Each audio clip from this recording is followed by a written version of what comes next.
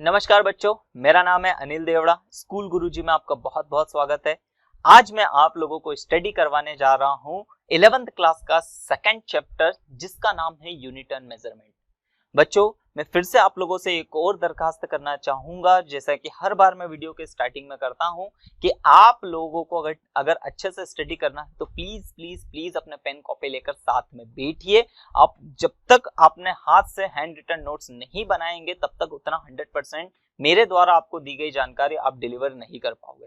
तो चलिए बिना कोई समय गवाए हम स्टार्ट करते हैं। तो हमारा जो चैप्टर का नाम है, जो सेकंड चैप्टर है, वो है यूनिट और मेजरमेंट।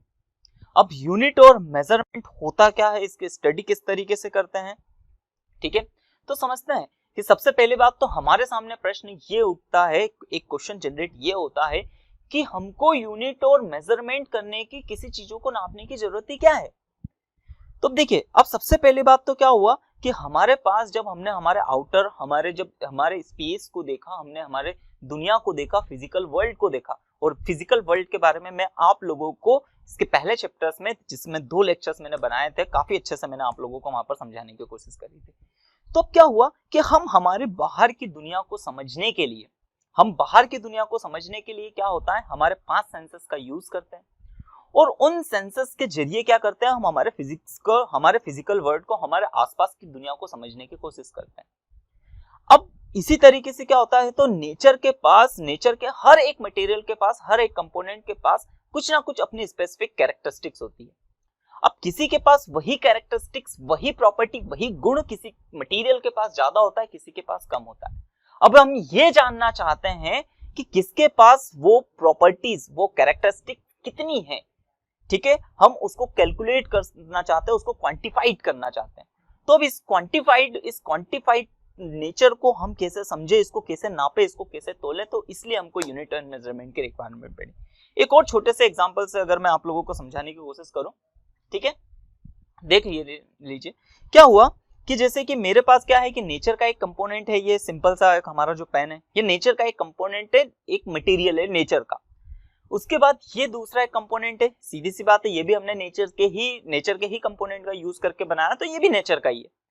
अब दोनों को जब मैंने यहां पर देखा तो इन दोनों के पास मुझे कुछ कैरेक्टरिस्टिक्स दिखी, और वो कैरेक्टरिस्टिक्स क्या थी कि मैंने जब क्या करा, इस पेन को इस तरीके से अपनी दोनों उंगलियों के बीच में लगाया, तो मैंने क्या देखा कि ये वाला जो पेन है, ठीक है, समझ पा रहे कि ये जो पेन है वो मेरी दोनों उंगलियों को इतना दूर कर रहा है, मतलब इसके पास कुछ ऐसी प्रॉपर्टी है जो इतनी बड़ी है, यहां से यहां तक इतनी बड़ी है, समझ पा रहे।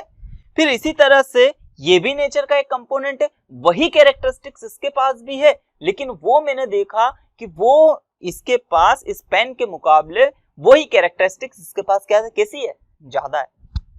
तो अब हम ये देखना चाहते हैं कि ये जो कैरेक्टरिस्टिक्स है मेरे हाथ को खोल देने की, उंगलियों को खोल देने की, किसी मटेरियल के पास वो कैरेक्टरिस्टिक ज्यादा होती है, किसी के पास इतनी है, किसी के पास इतनी है, और किसी के पास हो सकता है इतनी है, और किसी के पास इतनी हो कि मैं अपने हाथों से उसको बता नहीं पाऊं, या हाथों के बीच में ना ले पाऊं।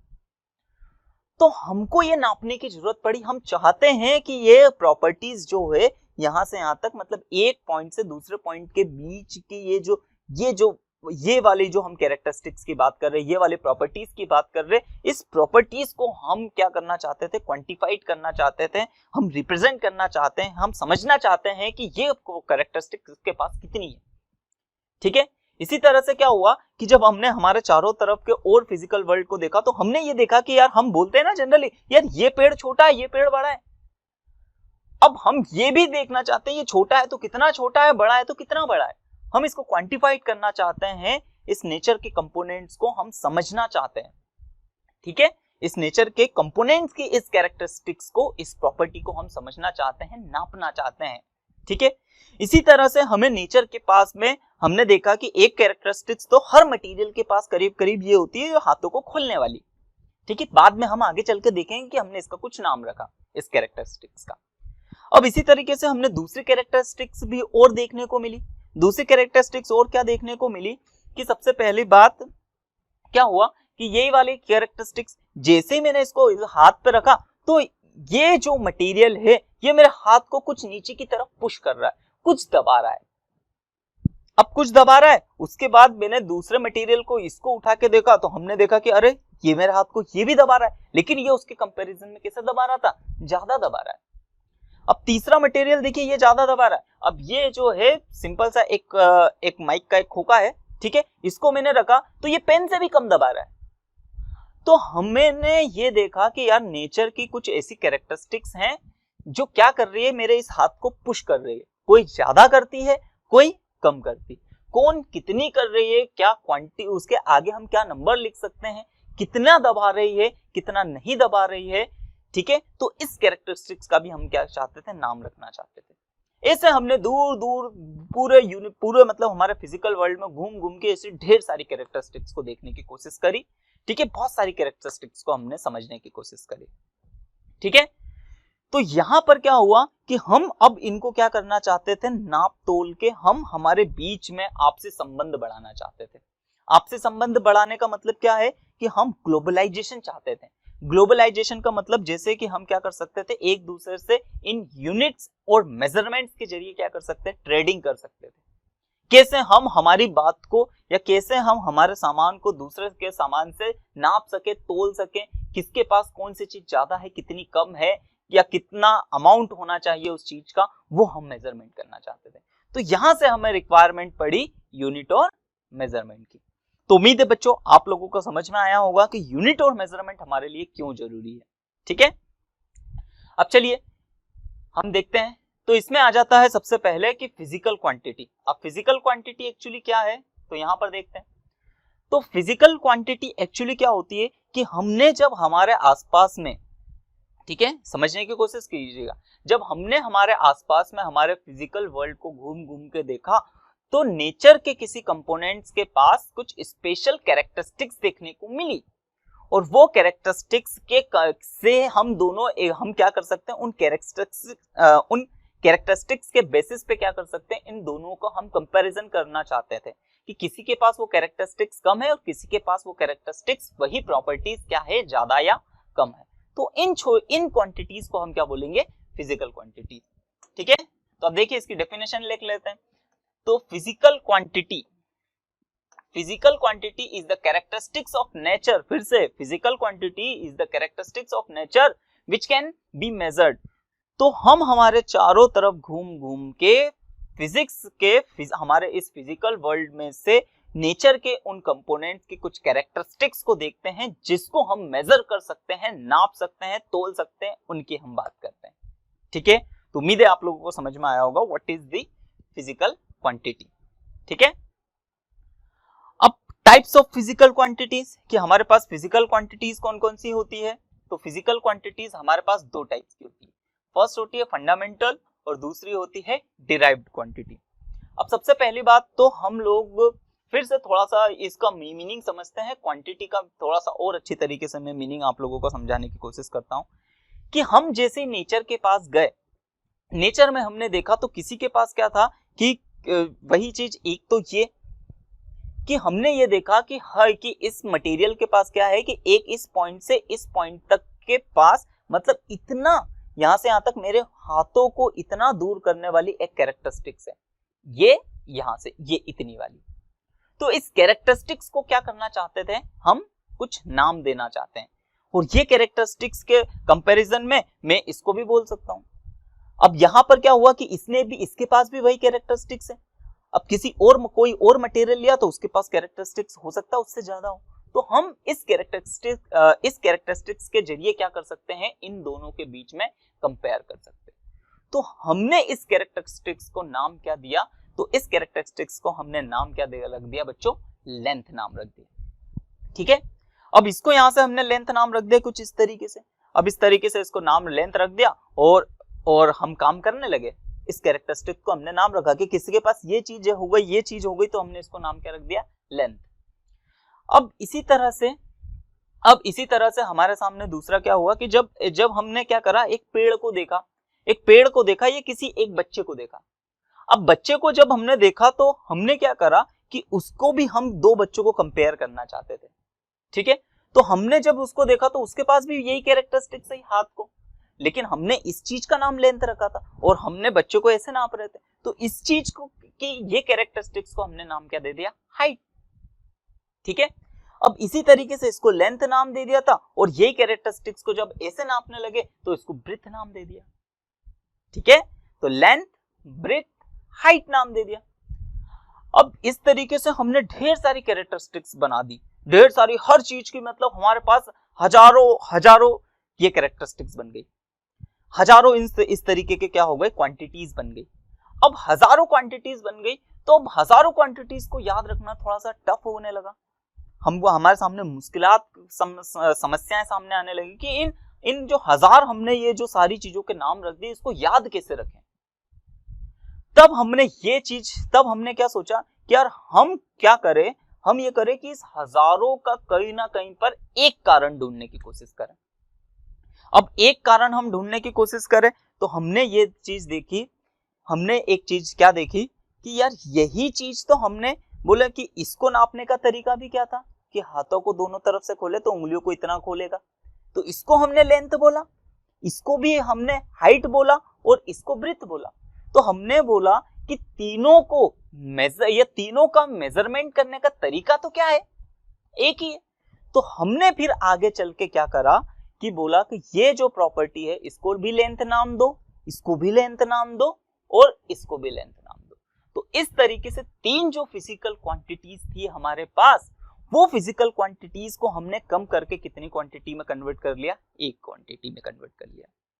समझ पा रहे हैं सभी लोग। तो इसी तरीके से हमारे पास जो हमारे नेचर में हमारे जो आउटर जो फिजिकल वर्ल्ड है, इसमें थाउजेंड्स क्या थी, फिजिकल क्वांटिटीज थी। तो हम उसको इसी तरीके से उनको अंडर डीपली स्टडी करते करते उनको कम से कम करने की कोशिश करते गए और कम से कम करने की कोशिश का हमने तो सबसे पहले यह सोचा था कि यार जितने भी हम क्वांटिटीज देखते हैं, फिजिकल क्वांटिटीज देखते हैं, उन सबके पीछे कहीं ना कहीं सिर्फ एक कारण ढूंढने की कोशिश करें। लेकिन हमने फिर पाया कि यार ऐसा सिर्फ एक कारण ढूंढ पाना पॉसिबल नहीं है। कैसे, एक और एग्जांपल से अगर मैं आप लोगों को समझाने की कोशिश करूं, ठीक है, तो अब यहां पर हम क्या देख सकते हैं कि हमारे पास में, ठीक है, तो जैसे मेरे पास में एक कैरेक्टरिस्टिक्स क्या है कि हमने अभी हाल देखा, ये हाथ को फैलाने वाली कैरेक्टरिस्टिक्स के बारे में समझा। ठीक है, अब क्या हुआ कि मैंने कुछ इस तरीके से कि यहां पर जब मैंने इसको ये फैला के देखा तो ये मैंने देखा कि इसके पास ये कैरेक्टरिस्टिक जिसको हमने नाम दिया था लेंथ, ये इतनी बड़ी थी। अब दूसरी चीज मैंने ये मोबाइल जब इसको करके देखा तो आप देख रहे हो हल्का सा, थोड़ा सा, मतलब क्या है कि अप्रोक्सीमेटली इसके बराबर ही है। ठीक है, तो हमने क्या बोला कि दोनों के पास लेंथ वाली जो क्वालिटी है वो सेम है। अब जैसे ही लेंथ वाली क्वालिटी या लेंथ वाली कैरेक्टरिस्टिक सेम है, लेकिन जब मैंने इसको हाथ पे रख के देखा तो इसको हाथ पे रख के देखा, ठीक है, और फिर इसको हाथ पे रख के देखा, तो जैसे मैंने इस मोबाइल को हाथ पे रख के देखा तो मैंने क्या देखा कि यार ये मोबाइल जो है वो मेरे हाथ को ज्यादा पुश कर रहा है, जबकि ये वाला मेरे हाथ को, ये जो डस्टर है ये मेरे हाथ को उसके कंपैरिजन में कम पुश कर रहा है। लेकिन हमने अभी देखा कि दोनों के पास लेंथ वाली प्रॉपर्टी तो कैसी थी, सेम थी, लेकिन फिर भी मास वाली प्रॉपर्टी कैसी थी, डिफरेंट आ रही थी एक दूसरे से। तो यही बात मैं आप लोगों को समझाना चाहता हूं क्या है। अब इसी तरह से हमने क्या करा, इतना बड़ा जो गट्ठा लिया, ठीक है, इतना बड़ा रुई का एक गट्ठा, कॉटन का एक गट्ठा लिया। अब इतना बड़ा रुई का गट्ठा लिया, उसको हाथ पर रखा तो वो हाथ को मैंने आराम से ऐसा उठा दिया। अब वहीं पर मैंने छोटा सा मैंने क्या करा कि एक लोहे का टुकड़ा लिया, तो अब छोटा सा लोहे का टुकड़ा दिया तो देखिए वो रुई के गट्ठे के पास लेंथ ज्यादा थी, इसके पास लेंथ कम है, लेकिन जैसे ही मैंने हाथ पे रखा तो उस ज्यादा लेंथ वाले ने भी मेरे हाथ को कम पुश किया, जबकि इस कम लेंथ वाले ने मेरे हाथ को ज्यादा पुश किया। इसका मतलब हमें अब ये पता चला कि ये जब हम जो दबाने वाली प्रक्रिया है या दबाने वाली कैरेक्टरिस्टिक से किसी मटेरियल का दबाने वाला गुण है, उसको हम लेंथ के रूप में समझा नहीं सकते या समझ नहीं सकते। तो इसलिए हम लोगों के पास अब कितनी कैरेक्टरिस्टिक्स, दो डिफरेंट कैरेक्टरिस्टिक्स देखने को मिली। एक कैरेक्टरिस्टिक्स जो ये वाली थी इसको हमने लेंथ नाम दिया, और दूसरी जो कैरेक्टरिस्टिक्स जो दबा रही थी उसको हमने मास नाम दिया। तो इस तरीके से अब हमारे पास दो अलग अलग कैरेक्टरिस्टिक्स हो गई, और हमने ये पता, हमको अब ये पूरी बात पता है कि मास और लेंथ ये दोनों की दोनों बिल्कुल एक दूसरे से डिफरेंस है। ना तो हम मास के रूप में किसी को लेंथ समझा सकते हैं, ना लेंथ के रूप में किसी के मास को डिस्क्राइब कर सकते हैं। तो इस तरीके से हम फिजिकल क्वांटिटीज को कम करते गए तो फाइनली हमारे पास जो फिजिकल क्वांटिटीज मिली वो 7 टाइप की क्वांटिटीज थी।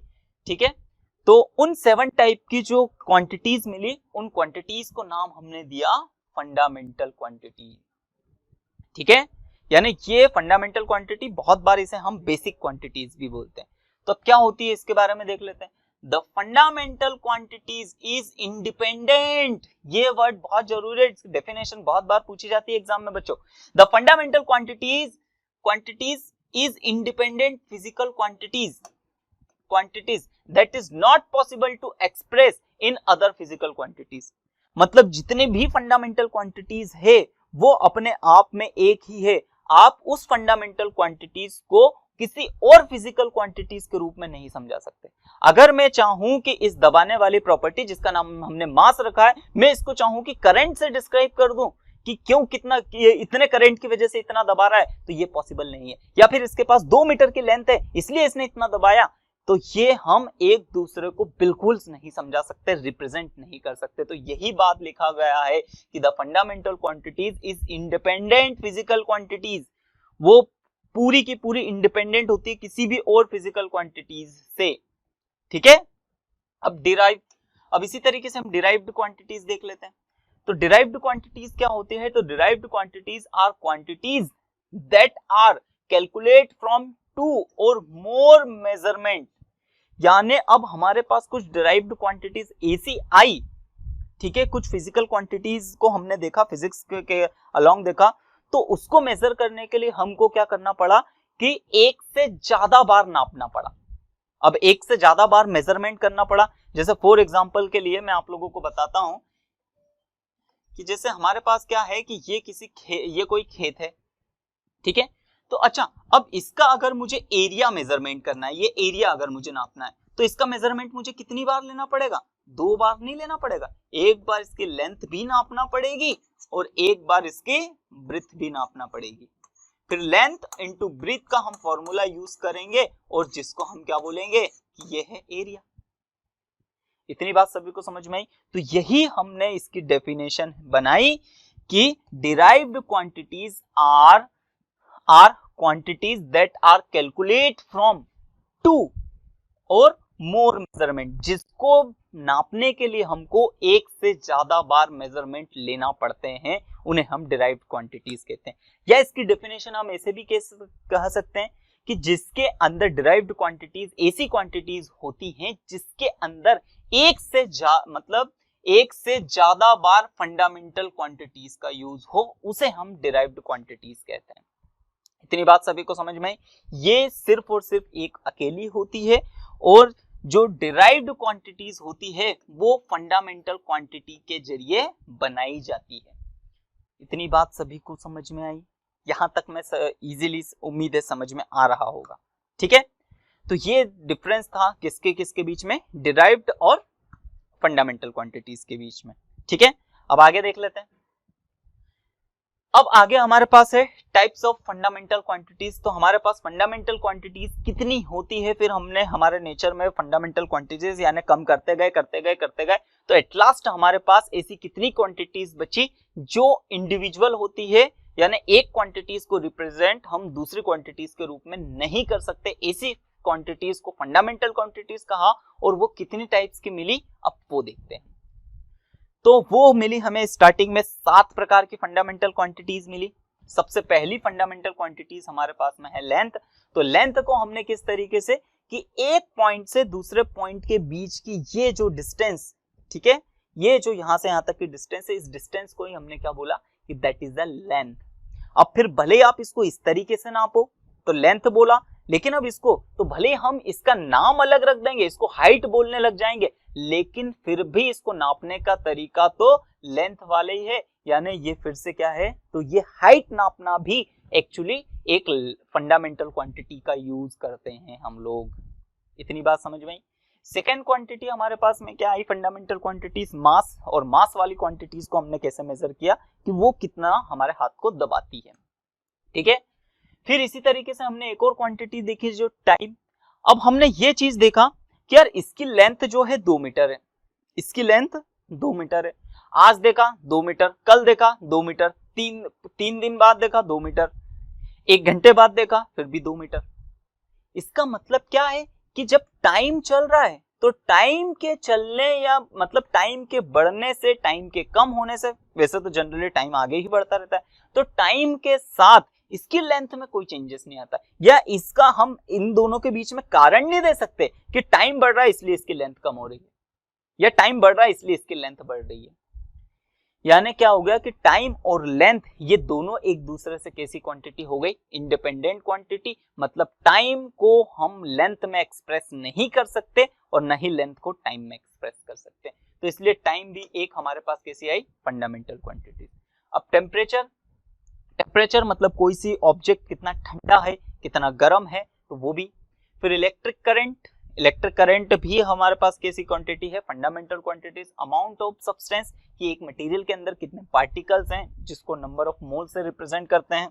फिर ल्यूमिनेस इंटेंसिटी, ल्यूमिनेस इंटेंसिटी का मतलब यहाँ पर क्या होता है कि एक बल्ब अगर हमारे पास जल रहा है तो हमारे घर में एक बल्ब जला, एक दूसरा बल्ब जल रहा है, एक बल्ब से रोशनी कम आ रही, एक से ज्यादा आ रही, तो हम बोले यार ये रोशनी ज्यादा दे रहा है। अब ये रोशनी ज्यादा दे रहा है, उस बल्ब से लाइट ज्यादा निकल रही है, तो कितनी ज्यादा निकल रही है, तो उसको नापने के लिए तो हमने उसके लिए भी एक फिजिकल क्वांटिटी बनाई जिसको बोलते हैं ल्यूमिनेस इंटेंसिटी। तो इस तरीके से स्टार्टिंग में हमने 7 फंडामेंटल क्वांटिटीज बनाई थी। फिर बाद में क्या हुआ कि जितने भी ये साइंटिस्ट होते हैं तो इन साइंटिस्ट की एक सालाना एक बैठक बैठती है, उन बैठक में एक डिसाइड हुआ कि यार ये जो 7 क्वांटिटीज है उसमें कुछ ना कुछ छूट रहा है, कुछ ना कुछ कम पड़ रहा है। अब क्या छूट रहा था, क्या कम पड़ रहा था, तो सभी साइंटिस्ट ने मिलकर ये निर्णय लिया कि यार 2 क्वांटिटीज ऐसी और हैं जिन्हें हमें इन फंडामेंटल क्वांटिटीज में ऐड करना चाहिए। तो एक्चुअली उन 2 क्वांटिटीज को बाद में ऐड किया गया था, इसलिए उन्हें सप्लीमेंट्री क्वांटिटीज कहते हैं। हालांकि वो होती फंडामेंटल क्वांटिटीज हैं लेकिन बाद में ऐड किया था इसलिए सप्लीमेंट्री क्वांटिटीज।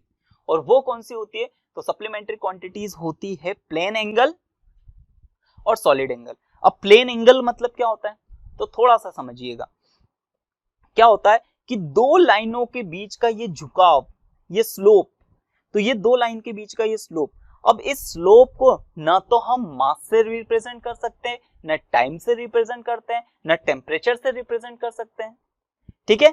अब इसी तरीके से क्या हो गया कि ये जो है अभी इनकी लेंथ इतनी बड़ी है, अब इसी तरीके से इनके बीच में क्या हो गया कि ये इतनी सी, ये लेंथ इतनी सी बची, तो लेंथ से भी इनके बीच की इंक्लिनेशन का कोई रिलेशन नहीं मिला। तब हमको क्या क्या मानना पड़ा, या हमने क्या माना कि यार ये जो इंक्लिनेशन है, ये इंक्लिनेशन भी अपने आप में एक फंडामेंटल क्वांटिटीज है, इसको हम किसी और रूप में एक्सप्रेस नहीं कर सकते, इसका मतलब ये एक फंडामेंटल क्वांटिटीज है। तो इसलिए हमने बनाया प्लेन एंगल। तो प्लेन एंगल एक्चुअली क्या होता है, the slope between the 2 inclined lines, ठीक है। चलिए अब फिर उसके बाद सॉलिड एंगल क्या होता है, तो सॉलिड एंगल को अब थोड़ा सा यहाँ पर समझने की कोशिश करना। क्या होता है कि जैसे अब ये जो मेरे पास में यहाँ पर इसका झुकाव था, अब थोड़ा सा इसको समझने की कोशिश करना। अब मैंने क्या करा कि इस तरीके से इसको पूरा घुमा दिया। अब घुमा दोगे तो एक कोन नहीं बन जाएगा। अब जैसे ही एक कोन बन जाएगा, एक टोपी बन जाएगी, जो बर्थडे बॉय के ऊपर टोपी जो यूज करते हैं अपन, ठीक है। अब वो जो टोपी बन गई, तो अब उस टोपी के अंदर आप देखोगे तो टोपी एक इस तरीके से एक पूरा राउंड में रहेगी और कॉर्नर पे एक इंक्लिनेशन दिखेगा, लेकिन वो इंक्लिनेशन क्या है, एक सरफेस के बीच का इंक्लिनेशन है, वो सरफेस में बना रहा है। तो वही इंक्लिनेशन जब आप देखोगे तो जितना यहां से दिखेगा उतना ही यहां से, ऊपर से, नीचे से, सब दूर से दिखेगा। तो उस टाइप, उस समय जो एंगल बन रहा होगा उसको हम क्या बोलेंगे, सॉलिड एंगल। तो वो जनरली क्या होता है, वो जनरली कुछ इस तरीके से आपको देखने को मिलेगा। ये यहाँ का जो एंगल होता है उसको बोलेंगे हम सॉलिड एंगल। और प्लेन एंगल क्या होता है, तो प्लेन एंगल सिर्फ और सिर्फ दो लाइनों के बीच के झुकाव को हम प्लेन एंगल बोलते हैं, ठीक है। तो इस तरीके से बाद में 2 और जोड़ी गई, ठीक है। तो अब क्या हुआ, तो यहां पर अच्छा थोड़ा सा मैं आप लोगों को डिराइव्ड यूनिट के बारे में और थोड़ा समझाना चाहता हूं। डिराइव्ड यूनिट का मतलब क्या होता है कि ऐसी क्वांटिटीज, ऐसी यूनिट्स जो क्या कर सकते हैं, जो मतलब फंडामेंटल क्वांटिटी, दो या दो से अधिक फंडामेंटल क्वांटिटीज से मिलकर बनी हो, डिराइव्ड क्वांटिटीज कहलाती है। ठीक है, अब ये हमने समझ तो लिया कि हमारे पास फंडामेंटल क्वांटिटीज कितने 7 तरीके की होती, बाद में 2 और जोड़ी, इस तरीके से टोटल 9 टाइप्स की फंडामेंटल क्वांटिटीज है। और इन्हीं 9 टाइप्स की फंडामेंटल क्वांटिटीज से हम पूरे फिजिकल वर्ल्ड में, पूरे फिजिक्स को, पूरे हमारे आउटर दुनिया को इन्हीं 9 टाइप की फंडामेंटल क्वांटिटीज से एक्सप्रेस कर सकते हैं, समझ सकते हैं, नाप सकते हैं, तोल सकते हैं, मेजरमेंट कर सकते हैं। लेकिन हमको अब जरूरत पड़ी किसकी? यूनिट की। अब यूनिट, तो यहां पर मैंने इसलिए हेडिंग बनाई है कि what meaning of unit, unit का आखिर मतलब क्या है, यूनिट को हम कैसे समझें। ठीक है, तो अब यूनिट को समझने के लिए हमारे सामने मेन प्रॉब्लम क्या आने लगी कि अब हम ये चीज, तो हमने इसका नाम तो रख दिया इतना, लेकिन ये चीज हमने देखा कि ये चीज इससे, मतलब यहाँ पर 2 चीज, तो ये चीज बड़ी है, ये चीज छोटी है, लेकिन अब हम ये जानना चाहते, एग्जैक्ट जानना चाहते कितना बड़ा या कितना छोटा। कोई चीज अगर बड़ी है तो कितनी बड़ी है, कोई चीज छोटी है तो कितनी छोटी है, ये एग्जैक्ट मेजरमेंट हम करना चाहते हैं। तो हमें कहीं ना कहीं एक यूनिट की जरूरत पड़ी, और उस यूनिट का मतलब होता है एक। यूनिट का जनरली मतलब क्या होता है बच्चों? तो यूनिट का जनरली मतलब होता है 1। तो 1 की रिक्वायरमेंट पड़ी कि उस एक को हम क्या बोलेंगे। तो अब एक्चुअली क्या हुआ कि स्टार्टिंग में किस तरीके से बना, तो स्टार्टिंग में क्या हुआ कि लोग इकट्ठे हुए, उनने बोला कि अपने हाथ को फैलाओ। तो चलो, उनने हाथ को फैलाया, और उनने हाथ को इस तरीके से फैलाया, और फैलाने के बाद क्या करा कि बोले इसको हम आज से सबने मिलकर बोला कि इसको हम क्या करते हैं, इतनी बड़ी जो चीज है इसको आज से मिलकर 1 मीटर मान लेते हैं। तो उन्होंने स्टार्टिंग में इतने जो हाथ खोला, और हाथ खोलने के बाद जो इतनी डिस्टेंस आई, ठीक है, इतना बड़ा क्या करा उन्होंने, एक लकड़ी का टुकड़ा तोड़ा, और लकड़ी का टुकड़ा तोड़ने के बाद और उसको क्या बोल दिया कि ये कितना है, अब 1 मीटर। अब 1 मीटर, इसका मतलब उन्होंने क्या करा, लेंथ की एक यूनिट बना ली। अब लेंथ की एक यूनिट बना ली, और बोले कि ऐसे इसके बराबर 10 और लकड़ी के टुकड़े तोड़ लो, और उन 10 लकड़ी के टुकड़ों को आप 10 अलग अलग शहर में ले जाओ, और जिसको भी जरूरत पड़ती है वो वहां पर शहर में ले जाके टांग दो, और वो वहां पर जाकर क्या करेंगे कि उन लकड़ियों के बराबर और लकड़ियां तोड़ लो, और वो क्या हो जाएगा, 1-1 मीटर। अब उसी के बराबर अगर किसी चीज को 10 बार नाप लिया जाएगा तो वो लेंथ कितनी कहलाएगी, 10 मीटर। 5 बार नाप लिया जाएगा तो कितनी बार कहलाएगा, 5 मीटर। उसी का आधा अगर कर देंगे तो आधा मीटर।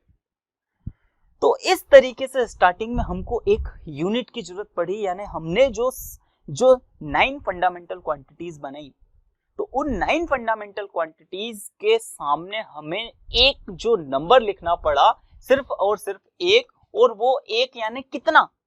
तो उसको समझने के लिए, उस एक को डिफाइन करने के लिए हमें जरूरत पड़ी किसकी, यूनिट की जरूरत पड़ी। उस यूनिट को ही हमने एक वर्ड नाम दिया। समझ में आया सभी को? ठीक है, तो इसी तरीके से हमने क्या करा कि एक पत्थर हाथ में उठाया, और उस पत्थर का वजन वाला, और फिर सबकी सहमति से बोला कि यार इसको हम 1 किलो मान लेते हैं। अब 1 किलो मान लेते हैं, उतने ही बराबर हमने अगर 10 पत्थर ले लिए तो उसको हम कितना बोलने लग जाएंगे, 10 किलो। तो इस तरीके से स्टार्टिंग में किसी चीज को जस्ट शुरुआत करने के लिए हम लोगों को एक यूनिट मानना पड़ी। ठीक है, तो ये समझ में आया कि यूनिट की हमें जरूरत क्यों पड़ी। आगे हम देखेंगे कि इस यूनिट को हम इस तरीके से मानना एक कॉम्प्लिकेशन क्या क्रिएट होता है, लेकिन हम आगे देखेंगे। चलिए समझते हैं। तो unit is the measurement of physical quantities. Unit क्या है, फिजिकल क्वांटिटी का एक सिंगल मेजरमेंट है। ठीक है, is a standard measurement. Standard मतलब ये पूरी दुनिया में काम करेगा, एक स्टैंडर्ड तरीके से हमने उसको मेजर करना है। Which is give a particular name, जिसका हमें एक पर्टिकुलर नेम देना है, जो कि क्या हो कि यहाँ के साथ साथ दूसरे शहरों में, दूसरे देशों में, दूसरी जगहों पर भी लोग समझे, इसको जाने, और उतनी ही जो हमने जो यूनिट मानी है उसको आसानी से समझ सके, मान सके। ठीक है, it's value should not change with time, place and other physical condition. अब थोड़ा सा इसको समझने की कोशिश करना। क्या था कि स्टार्टिंग में हमने वो लकड़ी का टुकड़ा मान के सबको दे दिया, अब दे दिया तो उसके बाद क्या हुआ कि उससे लोगों ने क्या करा, अपने खेत भी नाप लिए। अब खेत नाप लिए, बोले यहाँ से यहाँ तक जो थे, उन्होंने क्या करा कि 50 जगह ऐसा मतलब वो लकड़ी के टुकड़े रखे और इस तरीके से नाप के 50 मीटर पे अपने खेत नाप लिए।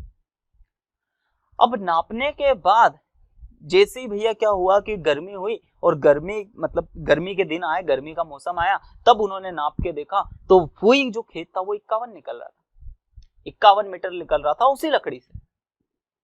तो अब क्या हो गया कि फिर वो आपस में उनके बीच में झगड़ा होने लगा कि नहीं, तुमने हमारी जमीन जरूर क्या कर ली होगी, हड़प ली होगी, तभी तो तुम्हारा 51 निकल रहा है। तो अब यहां पर क्या प्रॉब्लम हुई, तो पहले जब हमने झाड़ में से, पेड़ में से कोई सी लकड़ी तोड़ी थी तो वो गीली थी, लेकिन समय के साथ गर्मी का मौसम आने की वजह से वो सूख के सिकुड़ गई, यानी छोटी हो गई होगी। अब छोटी हो गई होगी तो उसी डिस्टेंस को अब नापने में हमारा जो डिस्टेंस है हर बार थोड़ा थोड़ा कम नाप रहे होंगे अब, तो इसलिए लास्ट में एक बढ़ गया। तो इसी तरीके से अब हमें जो हमारी यूनिट नापना है तो उसका मेजरमेंट कैसा होना चाहिए, एकदम स्टैंडर्ड मेजरमेंट होना चाहिए और वो चेंज नहीं होना चाहिए टाइम के साथ, जगह के साथ। मतलब भारत में नापो, अमेरिका में नापो, पाकिस्तान में नापो, हम कहीं पर भी नापे, जगह के साथ उसमें चेंजेस नहीं होना चाहिए। और जितनी भी फिजिकल कंडीशंस हम जानते हैं, ठीक है, बरसात की वजह से, ठंड की वजह से, गर्मी की वजह से ये यूनिट चेंज नहीं होना चाहिए, तो उसे हम फिजिकल मतलब यूनिट मानेंगे।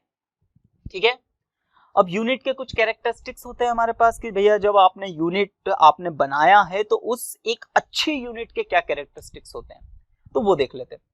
तो अच्छी यूनिट के कैरेक्टरिस्टिक्स क्या होते हैं, तो सबसे पहला कैरेक्टरिस्टिक है कि value should not change with time, यानी कि हमारे पास जो हमने कैरेक्टरिस्टिक्स माना है, जो 1 यूनिट को डिफाइन किया था, ठीक है, जैसे लेंथ की एक यूनिट को हमने अगर डिफाइन किया है तो वो समय के साथ चेंज नहीं होना चाहिए। मतलब आज हमने उसको जितना बड़ा, जैसे दो बिंदुओं के जितने बीच की डिस्टेंस हमने जिसको 1 मीटर माना है, वो कल भी उतने ही रहना चाहिए, हजारों साल तक भी उतने ही रहना चाहिए। ठीक है, तो हमारी यूनिट को आप जिस भी तरीके से मानो, जिस भी तरीके से उस चीज को नाप रहे हो, दो बिंदुओं के बीच की दूरी ले रहे हो, वो हमेशा सही होना चाहिए। ठीक है, जैसे मैं आप लोगों को बताता हूं कि जो हम हमारे घर के जो टेप वगैरह यूज करते हैं, जो इंच टेप वगैरह यूज करते हैं, वो भी एग्जैक्ट सही नहीं रहते हैं। क्यों सही नहीं रहते हैं? वो बनते तो एक्चुअली किसके हैं, लेदर के या कपड़े के या प्लास्टिक के बनते हैं। तो प्लास्टिक के बनते तो उसको तो हमने सही तरीके से स्टार्टिंग में तो सही करा, लेकिन जैसी गर्मी आई तो वो क्या हो गया कि गर्मी की वजह से चीजें क्या होती है, फैलती हैं, तो वो हल्का सा क्या हो गया, बड़ा हो गया। अब जैसे हल्का सा बड़ा होगा तो पहले जो 1 मीटर इतना बता रहा था वो अब थोड़ा सा ज्यादा बता रहा होगा, यानी उसके अंदर क्या हो गई, तो उसके अंदर एरर जनरेट हो गई। इसी तरीके से ठंड आई तो वो क्या हो गया, अब सिकुड़ गया। अब सिकुड़ गया तो फिर से उसके अंदर क्या हो गई, एरर आने लगी। तो हम सिंपल तरीके से नहीं सोच सकते, यानी हमको जब यूनिट डिफाइन करना है तो इस तरीके से डिफाइन करना है कि उसकी वैल्यू टाइम के कंपैरिजन में समय के साथ चेंज नहीं है।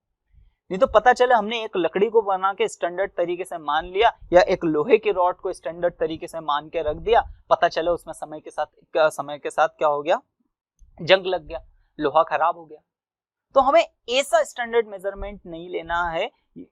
ठीक है, या हमें जो हमारा इस लेंथ को डिफाइन करने का या यूनिट को डिफाइन करने का एक ऐसा तरीका होना चाहिए जो समय के साथ उसके अंदर चेंज ना हो। ठीक है, आगे जाके हम देखेंगे कि जितना भी मेजरमेंट है वो बिना एरर के साथ हो ही नहीं सकता, लेकिन फिर भी यहाँ पर हम अभी सिर्फ यूनिट की बात करते हैं। ठीक है, तो पहले वर्ड का मतलब मीनिंग आप लोगों को समझ में आया होगा।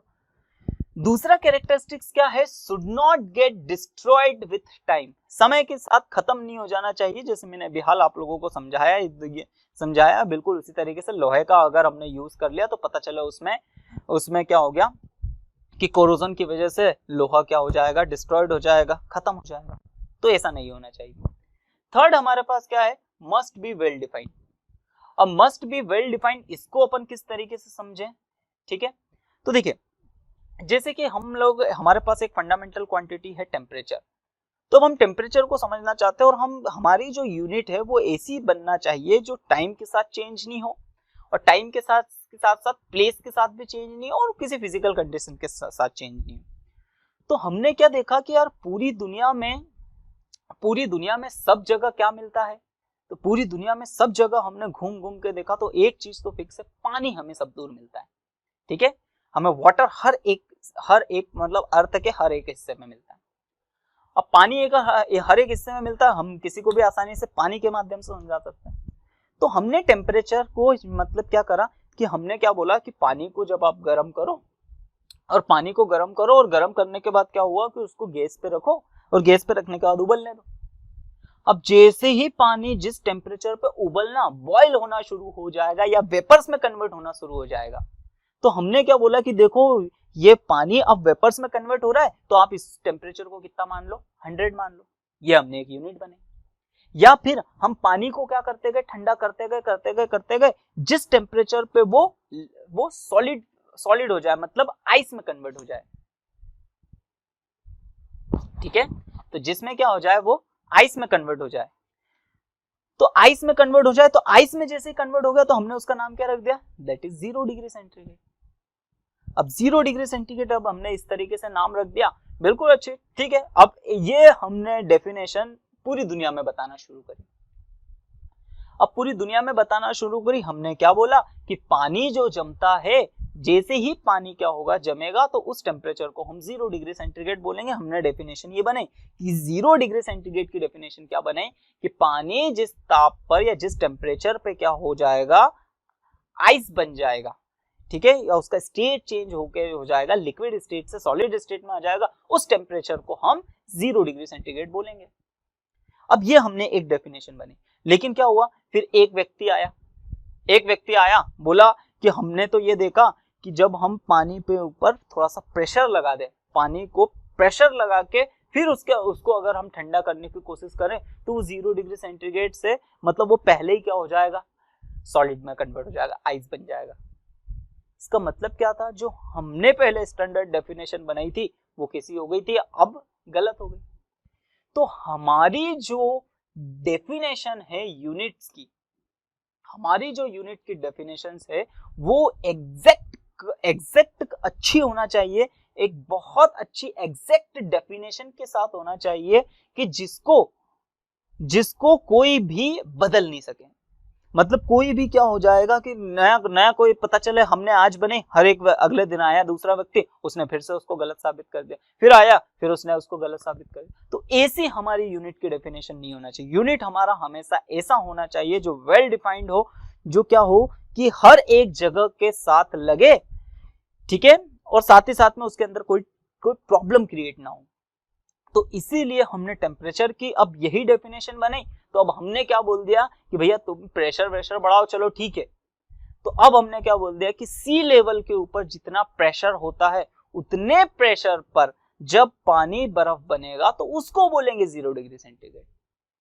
तो इसका मतलब क्या हो गया, जो प्रेशर वाला जो फिनोमिना पहले गड़बड़ कर रहा था उसको ही हमने हमारी क्या हो गया, डेफिनेशन में ऐड कर लिया। तो इस तरीके से क्या होने लगा, हम यूनिट को समझने लगे, यूनिट को वेल डिफाइन करने लगे, अच्छे से बनाने लगे। तो हमारी यूनिट कैसी होना चाहिए, बहुत अच्छे से डेफिनेशन के साथ अच्छी तरीके से डिफाइन होना चाहिए कि कोई उसमें चेंजेस नहीं कर पाए। चलिए, फोर्थ क्वांटिटी या 4 कैरेक्टरिस्टिक्स हमारे पास में क्या है, must be reproduced whenever needed. मतलब अब ऐसी हमारे पास यूनिट होना चाहिए कि हम उसे क्या कैसे हमारी आवश्यकता या हमारे या जरूरत के हिसाब से उसको रिप्रोड्यूस या एक से अधिक नाम दे सके। अब एक से अधिक नाम दे सके, इसका मतलब क्या है, तो जैसे कि हमने क्या किया कि इन 2 पॉइंट्स के बीच की डिस्टेंस को हमने लेंथ नाम दिया था, लेकिन जब हम इसको इस तरीके से मेजर कर रहे हैं तो लेंथ नाम दे दिया, लेकिन इसी को जब खड़ा कर दिया तो हाइट नाम दे दिया, इसी को खड़ा कर दिया, इसी को इस तरीके से नाम दे दिया तो ब्रेड्थ नाम दे दिया। है तो एक ही क्वांटिटी, लेकिन हमें जब जरूरत पड़ी तो हमने उसके हिसाब से उसका नाम क्या कर दिया, चेंज कर दिया। यानी इस लेंथ की ही फिनोमिना को या लेंथ यूनिट को ही हमने अलग अलग नामकरण कर दिया या रिप्रोड्यूस कर दिया। ठीक है, अब इसी तरीके से एक और एग्जांपल में अगर आप लोगों के लिए ले लूं कि एक जो बाइक है या आप लोगों की जो बाइक है वो 3 मीटर पर सेकेंड पे चल रही है। अब 3 मीटर पर सेकेंड ये एक्चुअली क्या बताई मैंने, तो ये बाइक की स्पीड बताई। अब बाइक की स्पीड जब हमने बताई 3 मीटर पर सेकेंड, इसका मतलब क्या हुआ कि जो बाइक है वो 1 सेकेंड में 3 मीटर तक जा रही है। अब 3 मीटर मतलब यहां से इसने स्टार्ट करा तो 3 मीटर कहां, यहां तक जाएगी, ठीक है। अब 3 मीटर यहां तक, तो ये फिर से आपने क्या करा, दैट इज ऑल्सो लेंथ, लेकिन हमने इसको क्या करा, तो लेंथ की ही इसी प्रॉपर्टी को हमने रिप्रोड्यूस करके क्या बनाया, स्पीड बनाया, लेंथ यूनिट का ही यूज करके स्पीड बनाया, ठीक है। तो हमारे पास में जो हमारी जो यूनिट है वो इस तरीके से यूनिट आप लोगों को बनाना है, या हम लोगों को बनाना है, या डिफाइन करना है कि हम उसे आसानी से और अदर रिप्रोड्यूस भी कर सके, ठीक है। चलिए, लास्ट कैरेक्टरिस्टिक है should be proper size, it is not too big and not too short. ये बड़े इंटरेस्टिंग है, इसके बारे में समझिए कि हमारी जो यूनिट होना चाहिए वो बहुत ज़्यादा बड़ी नहीं होना चाहिए और बहुत ज़्यादा छोटी नहीं होना चाहिए, ठीक है। हमारे यूज़ के हिसाब से परफेक्ट होना चाहिए। अब इसको थोड़ा सा समझते हैं, यूज़ के हिसाब से परफेक्ट का मतलब क्या है, कि जैसे हम लोग सभी लोग इकट्ठा हुए, ठीक है। अब हम सभी लोग इकट्ठा हुए और क्या हुआ कि हमने जो हमारे जो सबसे बेसिक काम जो होता है हमारे डेली बेसिस पे, तो वो होता है मार्केट जाके सब्जियां खरीदना, सब्जी खरीदना, घर का सामान खरीदना। तो घर का सामान खरीदना तो हमको ये चीज ही चाहिए। अब ऐसा तो होता नहीं कि हम हमारे घर का जो किराना का सामान आ रहा है वो ट्रक भर भर के ला रहे, या सब्जी जो होती है हमारे घर के लिए हम क्या होता है ट्रक भर के नहीं लाते, तो हमको छोटी सी एक थैले में आ जाए इतनी क्वांटिटी की सब्जी लाना है। तो हमने क्या करा, हमने एक सबसे पहली बात तो स्टार्टिंग में एक छोटा सा एक इतना वेट, एक पत्थर माना, एक पत्थर, और उसको क्या नाम दे दिया कि दैट इज 1 kg। एक बिल्कुल सिंपल, सबने इकट्ठे और सबने उसको उठा के देखा, हाँ आसानी से हम उसको उठा सकते हैं, हाँ मैं आसानी से उठा सकता हूँ, तो उस वेट को हमने नाम क्या दे दिया, दैट इज 1 kg, ठीक है। अब उसके मास को हमने 1 kg नाम दे दिया, और उसके ही बराबर अगर हम उसके ही बराबर सब्जी लाते हैं तो उसको हम क्या बोलेंगे, 1 किलो। अगर उसके डबल के बराबर अगर हम सब्जी लाते हैं तो 2 किलो बोलने लग जाएंगे। तो इसी तरीके से 2 किलो, 3 किलो, 4 किलो, 5 किलो हमने उसके अलग अलग क्या कर लिए, बाट बना लिए, ठीक है। और बाट बना के इस तरीके से हमारा आपसे लेन देन करने लगे। तो वो जो किलो वाली यूनिट है हमारे आवश्यकता के हिसाब से बहुत ज्यादा बड़ी नहीं थी और बहुत ज्यादा छोटी नहीं थी। हम जब सब्जी लेने गए तो हमको ने आसानी से क्या बोल दिया कि हमको 2 किलो सब्जी देना, सिर्फ क्या बोलना होगा, 2 किलो सब्जी देना। उसने 2 किलो का बाट रखेगा और हमें सब्जी दे देगा। इसी तरीके से जब हम क्या कर रहे हैं, चावल लेने जा रहे हैं एक बोरी में, तो हमने बोला 25 किलो चावल दे दिया, तो वो एक बोरी में भर के उसने 25 किलो चावल दे दिया, बहुत ज्यादा बड़ा नहीं था, ठीक है। अब इसी तरीके से जब हमारे सामने हमने क्या देखा, तो हमारे सामने एक चीज आई कि हम जो थे कि एक ट्रक में भरा हुआ कोयला हम वो बेचना चाहते हैं या खरीदना चाहते हैं। अब वो कोयला जब हम बेचना चाहते हैं या खरीदना चाहते हैं तो उस कोयले के बारे में अब बात करें तो कोयले को अगर हम किलो से नापेंगे तो सामने वाला जो हमको बोलता है वो क्या बोलेगा कि मेरे जो ट्रक में है वो 4720 किलो कोयला है। अब 4720 किलो कोयला, अब 4720 किलो कोयला उसने मुझे समझाया, मुझे बताया, तो वो 4720 किलो बोलना भी टफ था, या 13155 किलो, ये बोलना टफ है, प्लस इसको थोड़ा सा समझना भी, इमेजिन करना भी थोड़ा सा टफ है, ठीक है। लेकिन हम जहां पर क्या होता है 2 किलो 10 किलो तक को तो हम आसानी से हमारे हाथ से ही हम थोड़ा सा भार को ही समझ पाते हैं, फील कर लेते हैं कि हाँ 2 किलो होगी सब्जी। लेकिन इतने वेट को हम फील नहीं कर पाते हैं ना, उसका ढेर देख के समझ पाते हैं कि इसके अंदर इतना कोयला होगा। अब हमारे सामने यहां पर क्या हो गया कि अब जब हम उस कोयले के बारे में सोचने लगे तो वो जो किलो वाली यूनिट जो हमने बनाई थी वो अब हमें छोटी पड़ने लगी। तब हमने उसको नापने के लिए एक अलग तरीके की यूनिट बनाई, और वो क्या बनाई, तो हमने क्या करा, एक ढेर लिया और उस ढेर को देखा, तो उस ढेर के बारे ढेर लगाया और उसका जब वेट किया तो 1000 किलो निकला। तो हमने उस 1000 किलो को नाम क्या दे दिया, 1 टन नाम दे दिया। अब 1 टन नाम दे दिया तो अब टन जैसे हमने बोला तो अब क्या होगा कि अब वही ट्रेडिंग करने वाला वो ट्रक वाला हमसे क्या बोलेगा कि मेरे जो ट्रक में है वो 6 टन कोयला है। तो हम आसानी से समझ जाएंगे, हाँ 6 टन कोयला, हाँ ठीक है। क्यों? क्योंकि 6 नंबर जो आया, जो 6 नंबर आया वो बहुत ज्यादा बड़ा नहीं है, समझना थोड़ा आसान है। हाँ 6 टन, 7 टन, 2 टन, 3 टन। तो ये तरीके से, इस तरीके से हमने क्या करा कि हाँ 1 टन मतलब वो ट्रक को इतना भर देता है, तो ये हो जाएगा 1 टन। तो अब क्या होने लगा कि जब कोयले के लिए ट्रेडिंग करने लगे तो वो जो टन यूनिट है हमारी आवश्यकता के हिसाब से न तो बहुत ज्यादा छोटी थी न बहुत ज्यादा बड़ी थी। ठीक है, किलो वाली हम वहां यूज नहीं कर पाते। ठीक है, मतलब कर तो सकते हैं लेकिन प्रैक्टिकली वो यूजफुल नहीं थी।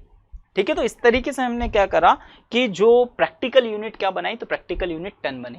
यानी जहां हम उसका प्रैक्टिस के लिए उसको यूज करने लग जाते हैं, उसी यूनिट का बेस तो हमारा किलो ही माना हमने, लेकिन वो वहां पर हमारे प्रैक्टिस में अच्छे से हम उसको यूज नहीं कर पा रहे थे, समझ नहीं पा रहे थे। अब इसी तरह से क्या होने लगा कि इसी तरीके से हमने क्या बोला कि हमको भैया हम सोना खरीदने गए, तो सोना खरीदना गए तो वहां पर क्या हुआ, वहां पर जाकर हम बोलेंगे कि 0.0012 kg मुझे सोना चाहिए। अब वहां जाके मैंने उसको बोला, ठीक है, तो न तो वो अच्छे से समझ पाएगा न मैं ज्यादा अच्छे से उसको समझा पाऊंगा कि मुझे एग्जैक्ट कितना सोना चाहिए, क्योंकि केजी सोने को खरीदने के लिए वहां के प्रैक्टिकल कामों के लिए क्या हो गया कि केजी अब बड़ी यूनिट हो गई। तो वहां पर हमने मिलीग्राम यूनिट बने। अब मिलीग्राम यूनिट बने तो अब मैं जाकर बोलूंगा मुझे 2 मिलीग्राम सोना चाहिए, 10 मिलीग्राम सोना चाहिए।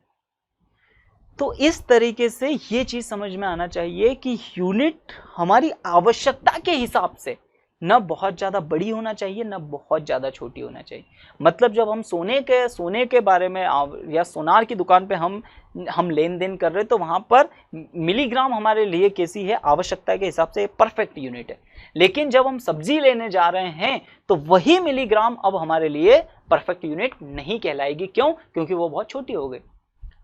ठीक है, अब इसी तरीके से जब हम क्या करने गए कि जब हम कोयला खरीदने गए, ठीक है, तो कोयला खरीदने जा रहे हैं तो वहां केजी यूनिट काम नहीं आएगी।